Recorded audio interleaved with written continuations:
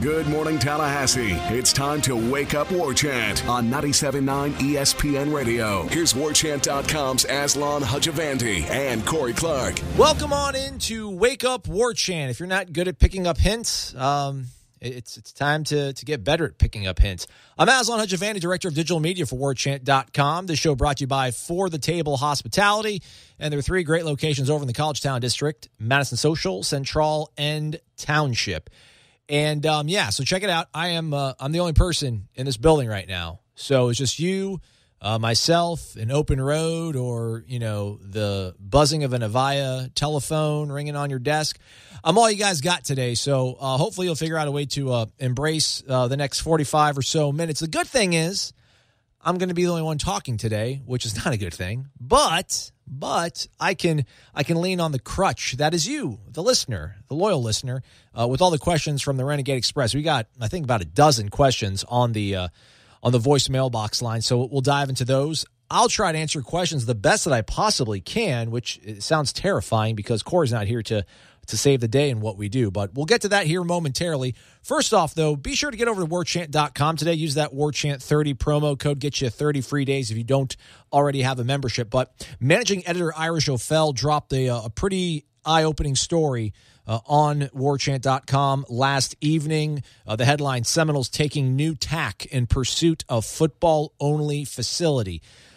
Now, the cool thing about print, I think, is that, there's really no limit to what you can write, especially on the internet. I guess it also applies to me doing videos on YouTube. I used to be kind of penned in on television. You only have a 3.5-minute sportscast, your local TV sports guy, so you got to kind of cram everything in there as much as you possibly can. Well, with newspaper, you only get a certain amount of inches or whatever to write, but when it comes to, putting a story up on the internet, man, the world's your oyster, man. You can write whatever you want. So, I think sometimes we have this, I don't know if it's a good or bad thing, but we kind of just, the eyes start gravitating towards the blue light like a moth to a flame almost. And, one quote kind of gets pulled out, and that's what everybody circles around. And the headline quote from this story, and this was a sit-down one-on-one with Irish O'Fell, again, the managing editor of Warchant.com, and the president of Florida State University, John Thrasher, talking about what's going on now with the football-only facility. Is it going to be a football-only facility that will be built at Florida State, or will it be the whole, Band-Aid that Willie Taggart said in terms of renovating more? Well, the headline quote is, and this is from FSU President John Thrasher, "They gave us the gold standard. Now we're going to look at the slightly less gold standard." I don't know. I read that. I wasn't all up in my feelings. I was like, okay, that sounds like, Populous or whoever the architectural firm is that mocks these things up and specs it out, gave them something that's going to be probably the best in all the nation, because I don't think these firms and schools aren't trying to match one another. They're not trying to kind of just slide in on budget and have something that'll be, functional. Or at least that's not the hope that these firms have. They want to make the biggest, the best. You want to have the best house on the block. You want to have the biggest, nicest, newest football-only facility. So they gave us the gold standard. Now we're going to look at the slightly less gold standard, which, Ira tries to kind of decipher whether that means they're going to maybe sit down with Populous once again. And again, they're the firm that kind of creates most of these sort of designs that a lot of schools end up using. Will they sit down and try to maybe scale back on some of the bells and whistles? Can they maybe do it at a lower cost? Or will they invariably have to renovate more, which wasn't, obviously, we heard in Amelia Island last week from Willie Taggart that wasn't his ideal scenario when it came to improving the facilities that Florida State has. But check out that story. Ira, also on the Tribal Council, kind of tries to break down a bit of the dynamic now that's in play, because for better or worse, Willie kind of put a gauntlet down with those comments about the fact that he didn't want a Band-Aid, and that kind of put all the onus on the boosters to, go ahead and not do that option and build the football-only facility. But at the end of the day, just the dollars might not add up for Florida State to be able to invest in something like that. And again, to this quote, a lot of people have a problem with it. I would say the Tribal Council is probably 75% up in arms that the school president would say something along the lines of, they gave us a gold standard, now we're going to look at the slightly less gold standard. It makes Florida State sound cheap or too thrifty or unable or unwilling, they say. But I don't know what you want the president to say. I mean, it's a little bit concerning because he is a lifetime politician. You would think he wouldn't say anything remotely controversial. I didn't think this was all that controversial, but apparently I'm in the minority on this. But I don't know what you want him to say. Hey, I preside over a school that's, predominantly graduating teachers and educational majors and liberal arts folks, myself included, that don't have a whole lot of money to kick back to the school. So it's a complicated thing, obviously, in terms of having to compete with everybody, not only on the field, but off the field and building these things, and then not having the war chest. And let's be honest, maybe the enthusiasm around the program. Listen, Miami is full bore into building one, but they've got Mark Richt, their new coach, and they're satisfied more or less with how last year worked out for them. They finally beat Florida State after, 7-8 years of losing to the Noles. They're happy with Mark Richt. Florida has got an approval for, I think, $60 million or so, I think Ira said in the story, to get their own facility built. So Clemson obviously built one coming on the heels of a national championship. So, I mean, the enthusiasm around Florida State, it's unfortunate that they're not going to be able to really wait much longer. Ira has a little bit of a timeline in there of when they want to get it done. But you would think that if Willie Taggart could put together a 10 or 11-win season, that might help sort of grease the skids to get some more dollars flowing in there. So that's where things are at right now. Again, check it out, warchant.com. Ira's got a great write-up on that. Without further ado, then, let's go ahead and let's rip off the first question. Evan, Corey, Ira, wake up! Question.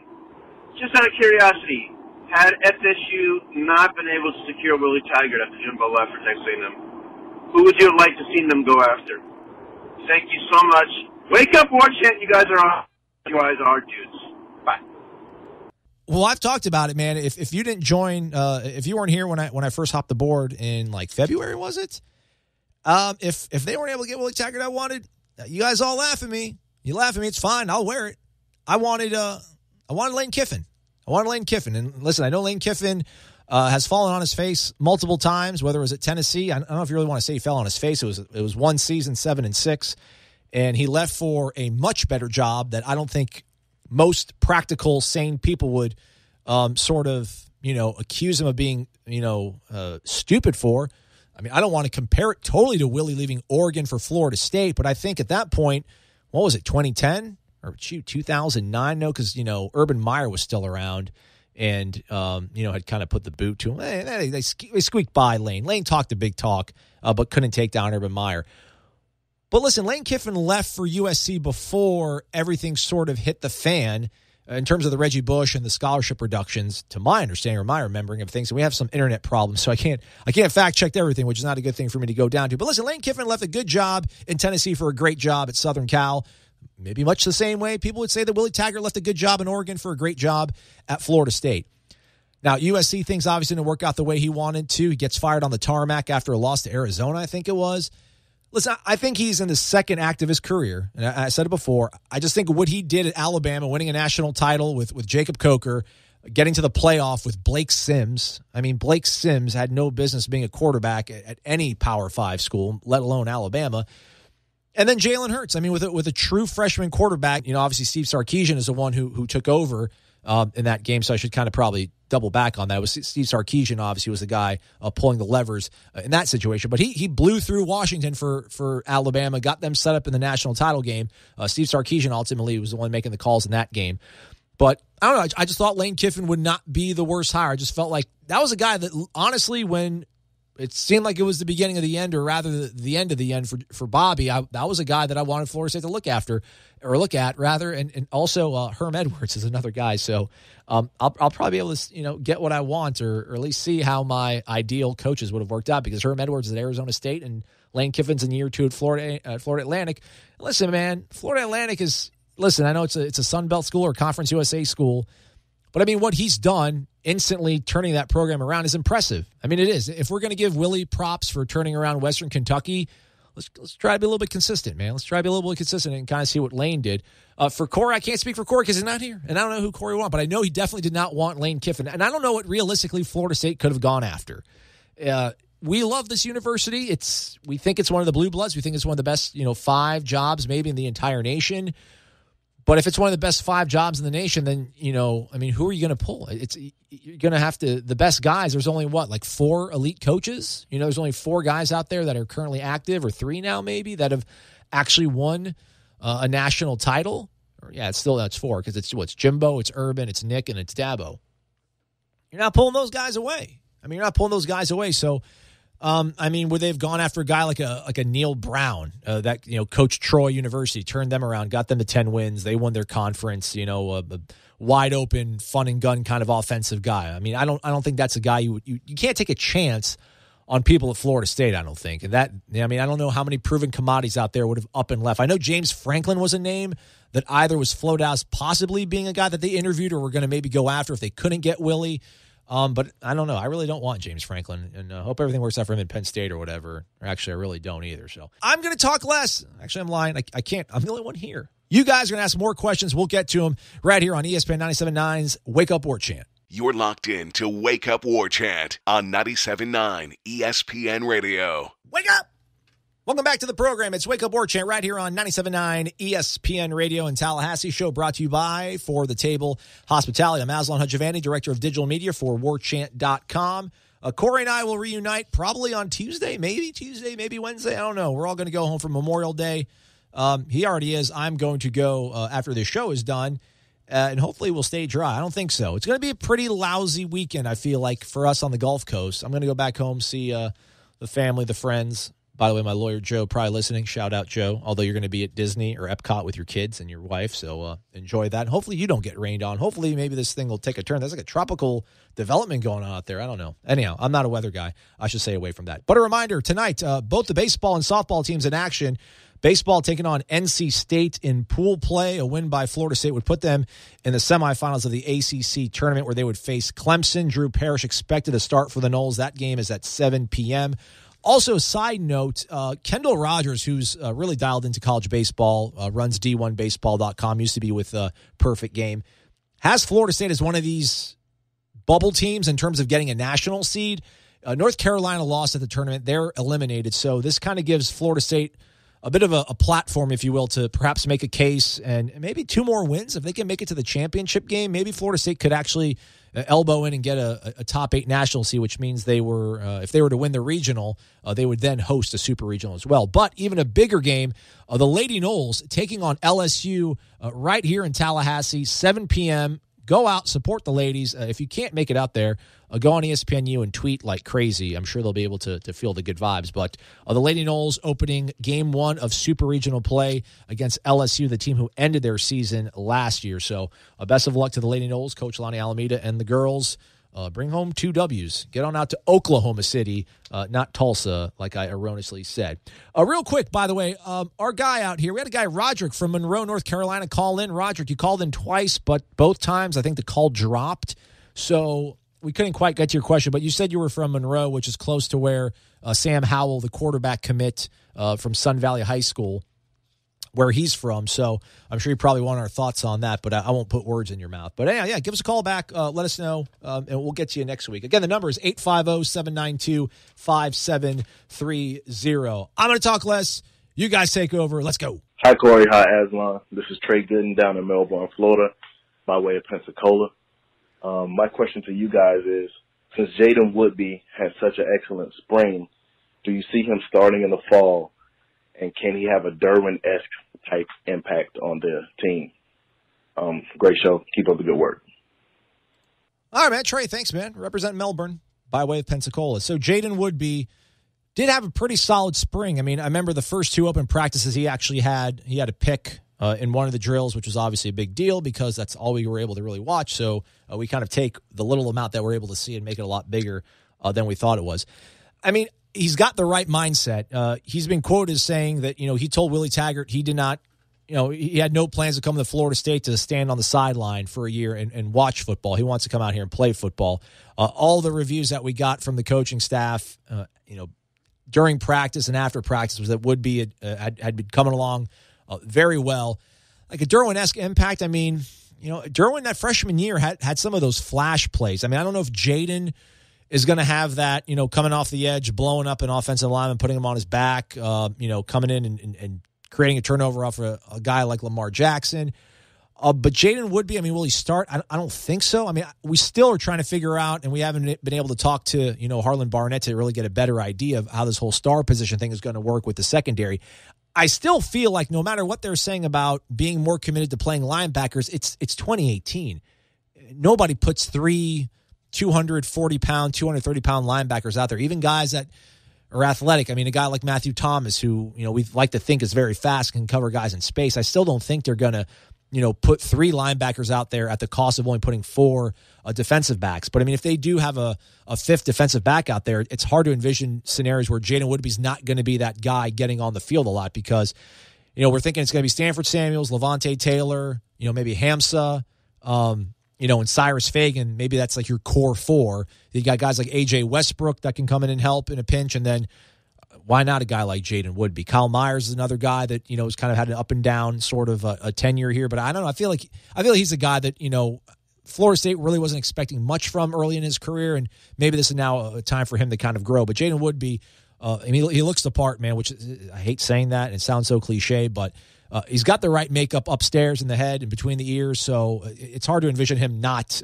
getting out there and making an impact. How much? We'll find out. Next question. Hey guys, wake up. My name's Shepron, and I had a question for you. I heard on the show, and I've been arguing with these UCF nut jobs about, national championship and the playoffs and all that. Their whole thing is these preseason polls and rankings and stuff do matter, and if they're not up there, then they don't get the votes from the playoff committee and yada yada. And you said that because the playoff committee's there that they don't matter. How is it possible that these preseason rankings don't come into these folks' heads when they say, "Oh, well, they're number 5. I have to have them up there," even if they haven't really shown that? So, what's your opinion as far as the preseason polls actually having an effect on, the first rankings coming out, whatever the 8th week or whatever it may be from the playoff board? All right, thanks, guys.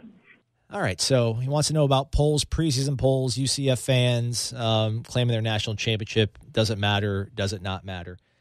I mean, for those schools, if a non-Power 5 school can make a New Year's Six bowl, we saw it with Houston. They beat Florida State. We saw it last year with UCF beating Auburn. I mean, these schools are in the position to be able to make those games. Now, I mean, Auburn, but UCF ran the table. So there is a probably valued argument to the fact that, listen, if they would have started the preseason ranked 15th, they probably would have found a way to maybe work into the top 4. But I think ultimately at the end of the day, I mean, we saw with Alabama having lost their last game of the season, having not even won their division, having not even played in their conference championship game, still got into the field. And I know it's Alabama, and it's never a good idea to bring them into a comparison with anybody.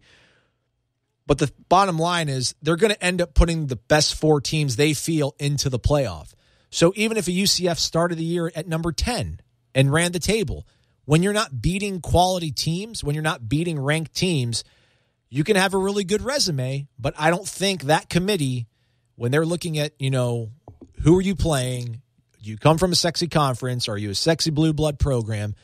It's going to be tough for you to get in there. So it's just, the system is sort of, it's definitely, slanted against teams like UCF and everybody that's outside, the group of 5. But I mean, UCF really didn't have any sort of huge signature win over a Power 5 team where you're like, dang. I mean, Troy beat LSU. Now, if Troy University would have gone undefeated and would have been able to say they beat LSU, I mean, could they have maybe found their way into the top 4? I still don't think so, because you need more than just that one, signature win when you're from those conferences. And if you're not playing Alabama and beating them, that one's not going to be enough. So it's just, they have to kind of accept the fact that they can have cool things like undefeated seasons. They're probably not going to be able to get to the playoff, but they can go to New Year's Six bowls and then have a good offseason of being in the news cycle every 3 weeks or so when people talk about them claiming a national title that nobody else with half a brain really wants to give them the credit on. Next question. Hey, guys, this is Kevin. I'm about 20 minutes south of Bailey Hockman's High School here in Georgia. I sat down one Saturday morning, clicked on the TV, and, it wasn't Saturday morning, it was Saturday afternoon. There was the chop, the chant, and Charlie Ward going 5 wide in 3 plays with a touchdown, and been hooked ever since. I got 2 things. Going into the 17th season, I know Jimbo was really high on Hockman as far as in the film room. Being a coach's son, I think they spoke the same language. Hockman didn't play in that last scrimmage before the start of the Alabama game. Could this possibly be the reason that Jimbo went with Blackman over Hockman as the starting quarterback when Francois went down? Just a question of thought. Secondly, I'm super excited, of course, about Willie and the upcoming season, but I'm also a Jimbo fan. I think he did great things and is a great coach.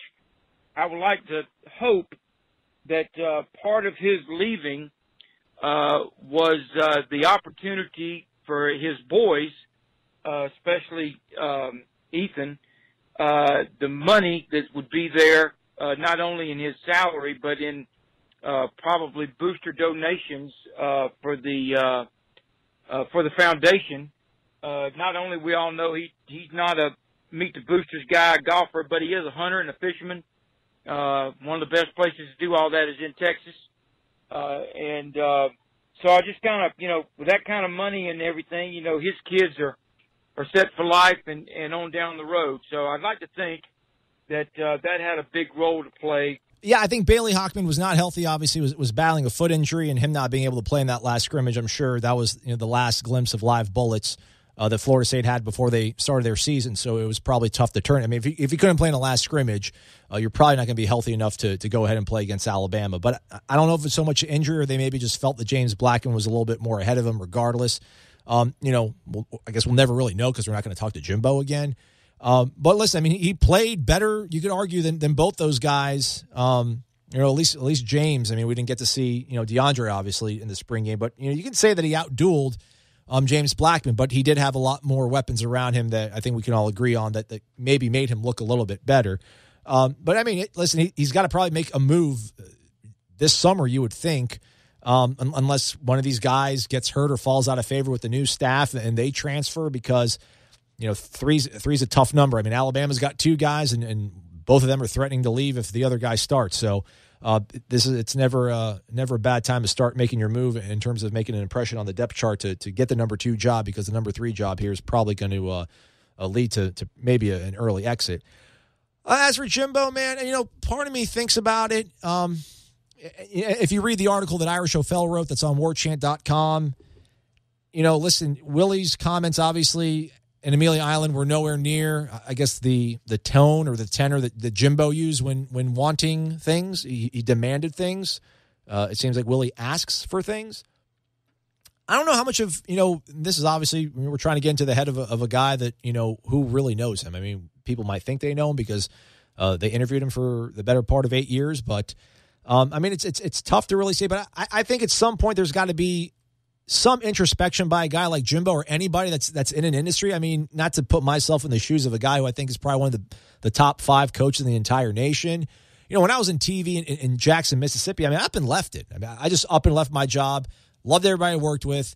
I just felt like, man, for what I poured into this place for the last 4 years in terms of all the quality content I feel that I produced, like to keep that up, it was just going to kill me, and I didn't really want to be there. I didn't want to live my life in Jackson, Mississippi. No offense. I wanted to be back in Florida. So, I mean, I up and left. I don't know how much of Jimbo is the fact that he knows, I mean, what he did to help rebuild that program, how much it took out of him. His personal life is a tough thing to really talk about and factor in. But how much of him realized that, listen, what I captured in 13 was like magic. Like, that's just not going to probably happen again here. I'm wearing out my welcome. I need things. They're not giving it to me. They want me to be patient. They want me to act a certain way, but I don't feel I should because I salvage this program from, not the depths of college football, but I don't know. I mean, I saw a comment on our YouTube page from yesterday's show, Corey talking about, you could see, maybe a scenario where Florida State fans would root for Florida to beat Texas A&M if that meant it derailed Jimbo from doing something great at Texas A&M and Florida was already lousy. one of the folks is like, one of the guys said, listen, I'm a student. I think he said he graduated in the last few years, and he hates Jimbo more than he hates Florida. He doesn't really hate Florida all that much. And it's because you just graduated. We'd be that way 5 times in a row. Like, 10 years ago, when they would play Florida, it felt like such inevitable doom. I don't know like what you maybe felt when James Blackman trotted on the field at Mercedes-Benz Stadium on September 2nd last year. Like, this game is over. We're not going to beat Alabama. It's the third quarter. It's all over. That was the feeling we had before the game even started against Florida. I mean, that's how bad things were around Florida State. It was bad. It was bad. And maybe don't give all the credit to Jimbo. But what he was able to do here, I mean, golly, I don't know what people expect him to be, this like nice, affable guy. And listen, I'm sure Dabo kills them with kindness up in Clemson. I'm sure they're really thankful for what he's done. I don't know if there's any friction up there, but not everybody's going to be a nice guy. I mean, and I don't know, just the personalities clash and everything. But I think ultimately Jimbo probably looked at himself, realized his time was winding down at Florida State. He'd angered enough people that were important here. He wasn't going to get what he wanted in the time that he wanted. And listen, he's set for life. I mean, he is set for life now. He's maybe the biggest concern in the back of his head, whether it's on a 3rd and 6 plays, maybe worrying about the well-being of his son. And he never has to worry about that. I mean, to a certain degree, it's always going to be a battle ahead of them. But the fact that he knows he's got that money and he doesn't have to leverage anything else anymore pretty much for the rest of his life, it's got to play a factor in there. Anyhow, let's step aside. Commercial time. I'm going to catch my breath. I don't even know if we're going to make it to all the questions, which is maybe a good thing, because then when Corey comes back next week, we can have the good guy rip through all the questions too. But keep it here. We're going to step aside for a break. It's 97.9 ESPN Radio. It's Wake Up Warchant. Warchant.com is the ultimate inside source for FSU football and recruiting. And now you can get in on the action for free for an entire month. Warchant.com is offering a risk-free 30-day trial subscription. Get full access to the #1 website covering the Seminoles just by entering the promo code WARCHANT30. That's WARCHANT30. Sign up and get in on the world's most active FSU message boards. Receive breaking news, stories from our award-winning staff, plus get exclusive interviews and videos. Just enter the promo code WARCHANT30. Warchant.com, your ultimate Seminole sports source. What's going on? I don't know about you. I feel pretty decent about the show so far. Like, I mean, I think I'm like 1 of 4. Maybe I drew a walk. We're going to try to close it strong halfway through the program. Thanks for being here, folks. It's 97.9 ESPN Radio in Tallahassee. It's Wake Up Warchant. I'm Aslan. Corey will be back with us next week. We'll be back. It's a big, happy family. I figured, listen, I just wanted to give you guys something to listen to, and the ladies to listen to, maybe on the way to wherever you're going for Memorial Day weekend. Because I remember how big of a bummer it was when I would have trips back from Mississippi or Alabama, and I'd be like, all right, man, well, at least I got headlines to get me from, Dothan to about, about Tallahassee. At least I can listen to headlines. And I'd go, and I'm like, oh, there's no Seminole headlines this week. That's a bummer. Just figured we'd throw something out there for you guys. And I know I'm babbling a lot, but it's your questions I'm trying to answer. So hopefully we're all having a good time. A reminder, the votes are still counting up right now. The most famous run ended up being Greg Reed. Right now we've moved on to the most famous defensive scoring play in Florida State history over on Warchant.com's Tribal Council. So the nominees are in, and here we go. Terrence Smith's 94-yard pick six versus Florida in 2014. Geno Hayes' pick six versus number 2 Boston College in 2007. If you were at that game, man, I hope you've finally gotten over the pneumonia you probably caught. Terrell Buckley's pick six at the Big House versus Michigan and Ann Arbor back in 1991. Mario Edwards' scoop and score versus Clemson in 2013. And then Devin Bush's pick six versus Miami in 1993. I'm pretty sure Corey said he was going to vote for Terrell Buckley's pick six. I will defer to Corey, and I guess I will say that. Again, we have to look at through the prism of what's the most famous to Florida State fans, so I think that play is huge. I would probably say number 2 would be Mario Edwards, although I kind of maybe dogged it earlier in the week. I don't know how many people outside Tallahassee really celebrate that play, but within Florida State circles, I mean, that whole game, right? Jameis's first throw, bam, Kelvin, touchdown. Clemson, LaMarcus Joyner coming off the edge, boom, ball's loose, Taj Boyd's down, scoop and score. It's beautiful. I remember I was in my house. Ole Miss was playing LSU. I was supposed to go cover that game. I'm like, oh, there's no way Ole Miss is going to beat LSU. They did. It was a big upset. I wasn't there to cover because I stayed at home by myself to watch the Clemson-Florida State game. I'm like, this is it. This is the last game I'm going to emotionally invest in Florida State. because I've got my heart broken too many times thinking that the lost decade's over. Jimbo's going to finally get it figured out. I was totally nervous, and then it was the most wonderful game because it was just total and utter domination. Anyhow, go over to warchant.com and go ahead and vote for what you think was, again, the best defensive scoring play in history. All right, with that said, no more talking from me for now, or at least for 48 seconds. Next question. Hey, guys. Jim in Tampa here. Great job. Love the show.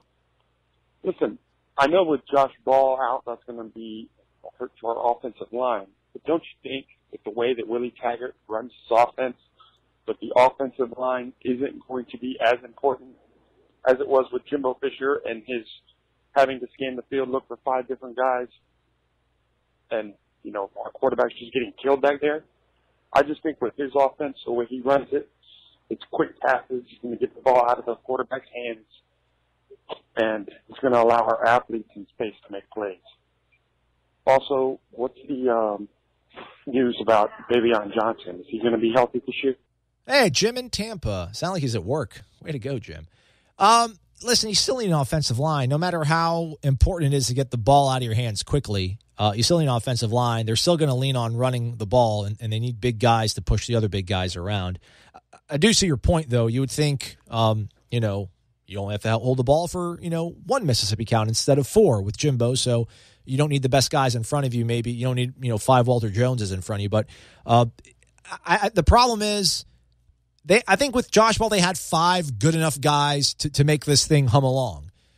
I don't know how Mike Arnold's going to fit into this. I don't know who the next guy up is really going to be to kind of fill in the shoes of Josh Ball. And like I said, Jawan Williams is a guy that a lot of people are sort of circling as a linchpin. And, I mean, he's a guy that just hasn't been able to stay healthy, has shoulder issues. That's something that lingers. So they might be down to only 3 reliable guys. Now, for Bavion Johnson, we didn't really get any specifics. I think Josh Kandel was the only person that he specifically said is going to be fine. But he did say that most everybody who missed spring, he expects to be ready to go once summer camp rolls around. The thing with Bavion Johnson, though, is I think we all are under the assumption that Bavion's home is going to be center. Well, Alec Eberle is firmly entrenched there, so that adds depth at center. Maybe you put Bavion on the interior, but again, Josh Ball is somebody on the outside. He's a tackle, so I don't know, Bavion, I don't know how much he bolsters or gives them more options in terms of putting guys out there, because I think Coleman Minshew and Landon Dickerson and Alec Eberle, those are the guys you're going to have on the interior. And then you got Derek Kelly manning one of the tackle positions, and then you need a 5th guy to step up, whether it's Mike Arnold or, that's really the only guy you have. I mean, I don't think Abdul Bello is going to be able to get it figured out here that quickly. Willie has shown the ability to at least be adaptive to his talent, who he's got out there. So maybe they'll figure out a way to not make it as glaring of a weakness moving forward. We can only sure hope so. Next question. Aslan, Corey, how you guys doing? This is Marlon from Miami.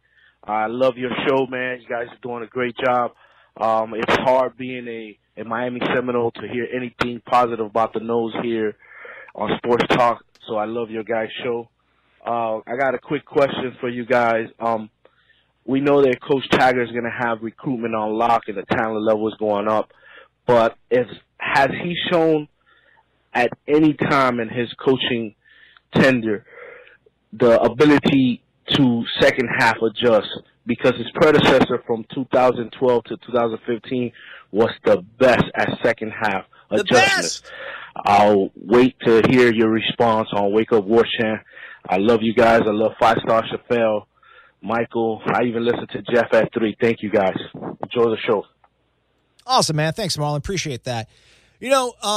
Again, we're having internet issues over here, but I did actually sneak peek some of the questions, and I did see this question that you had, so I actually did research last night. So I'm not going to try to go maybe too far into it, but 2013 was a bit of an odd year for him, I would say. He was taking over for a pretty down program at USF, but he was losing in half at 10 of the 12 games that they actually had in 2013, and they lost every single one of them. They were tied or were winning at half in 2 of the games, and they held on to win. So I guess that's encouraging. 2014, his second year, his team was trailing 9 times at half.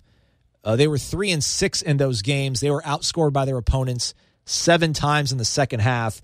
They lost all 7 of those games. And at that point, I was like, dang, I miss you, Jimbo. But But in 15, things sort of kind of looking up. They got into teams early. They led at halftime in 11 of their games. They were 8-3 in those ball games. They were outscored in the second half 6 times and were 1-5 in those ball games. So, again, it was a tough – when they got outscored, they got outscored a lot in the second half, the first 3 years of Willie Taggart's tenure, and they lost most of those games. 2016, when he was able to really put USF back on the scene. And listen, I mean, some of these games that he had, too, I mean, he's beating teams like UConn that were really down. I mean, his second year there, they got shut out against UCF 16-0. Not obviously the best sort of way to kind of get your sort of tenure start off or build your reputation. In 2016, though, they led at half in 10 of their games. They were a perfect 10-0 in those ball games. They were outscored in 2 of the games. In the second half, they were 1-1 in those ball games. And then in 17, they led at half 8 times. They were 7-1 in those games. They were outscored in the second half 5 times last year. Oregon was outscored in the second half 5 times last year, and they were 1-4 in those ball games. So I don't know how much you want to take from that of him not being the master. I think a lot of us of what we think about Jimbo being the adjustment guys, it was 13 and him just always getting the ball the second half and just marching down the field with Jameis and scoring points. But that team really came out strong against Clemson last year on the road and looked quite well. So I don't know if Willie's that tactician or if he just hasn't had the amount of time to settle in and find a groove being a play caller with the teams that he's had. But, again, we'll kind of find out these things soon enough here. Like 102 days? They're going to kick a ball off, and they're going to start playing some games. So, next question. Aslan, Corey, what's up, guys? Wake up. Hey, this is Tim up in South Carolina. Just recently exiled up here, surrounded by orange tiger paws. It's pretty bad these days, so we're hoping Taggart can turn things around. Anyways, love the show. It helps survive my commute. Got a quick question on baseball and Hauser. So I was wondering if you guys heard or knew anything about the discussions to either move Hauser or renovate it. Were those discussions already ongoing, or did they come about as a result of the discussions to find solutions for a football-only facility? I'm wondering how realistic a new baseball stadium is, and if it's not, what are some of the renovations that they're considering?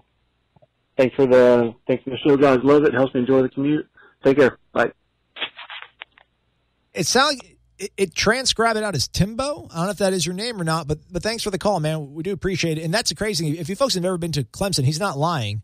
In South Carolina, there's tiger paws, like literally on the interstate when you exit to go to Clemson. It's crazy. To your question now, though, about Hauser and whether it's going to get moved or whether it's in the mix, our Irish FL, again, if you get to warchant.com and read the story he's got with the Florida State president, John Thrasher, some eye-opening comments in terms of what Florida State is looking at in terms of building that football-only facility.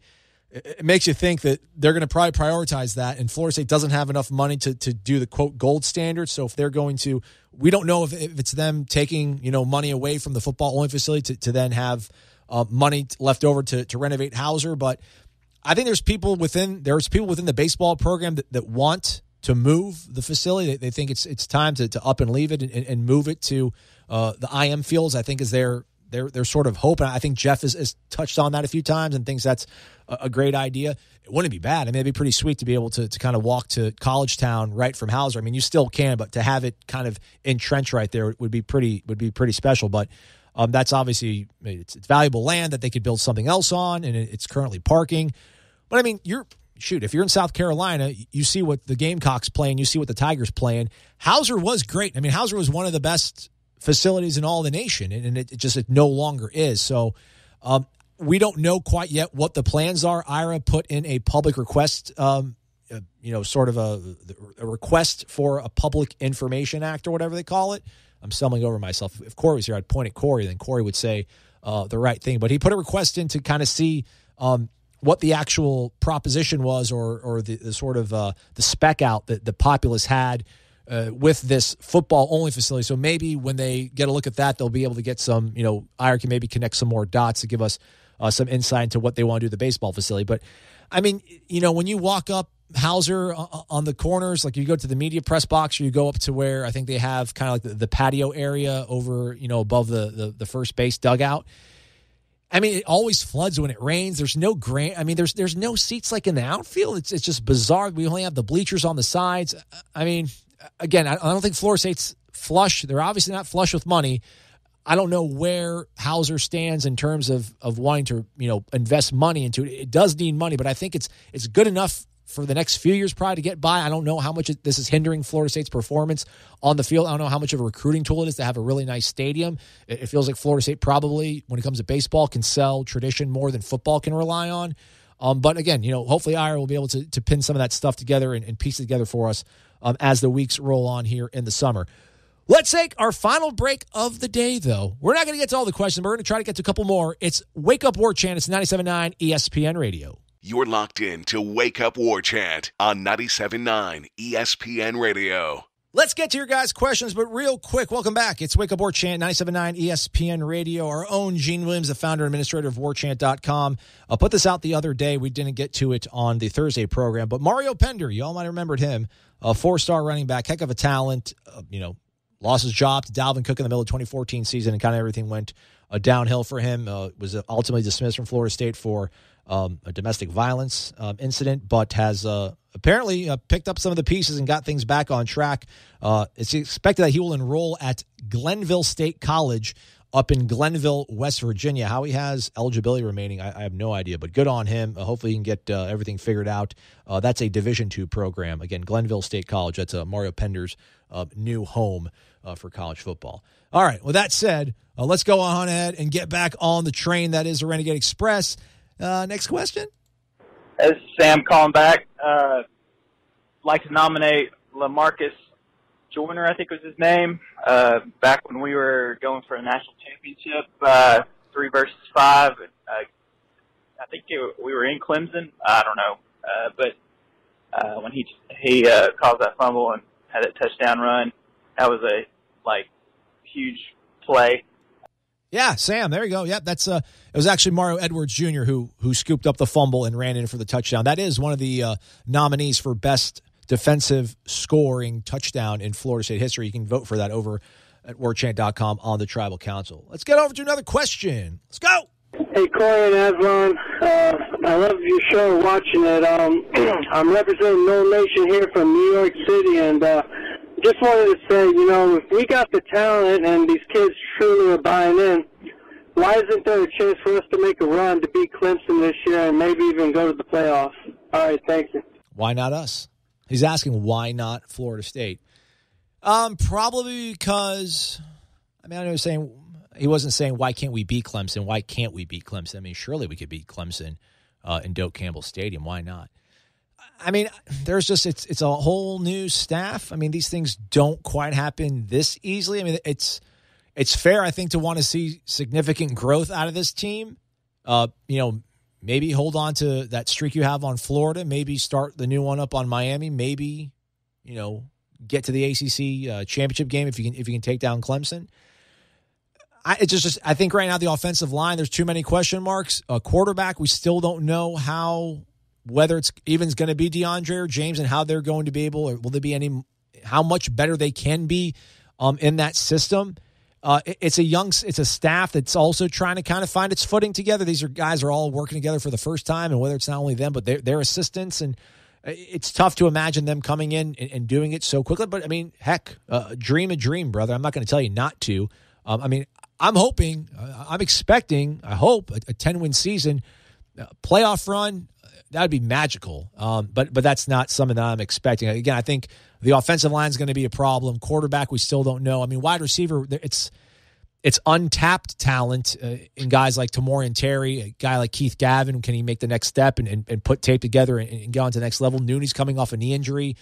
Maybe we overestimated just how good Nooney was going to be last year. It was a bit of an underwhelming sort of a season out of him. Defensively, the linebacking core is nothing to really brag about. I mean, there's holes. There's holes. I mean, not significant, glaring, 7 and 6 on the horizon holes, but enough to not make you feel overly confident about making plans for the college football playoff.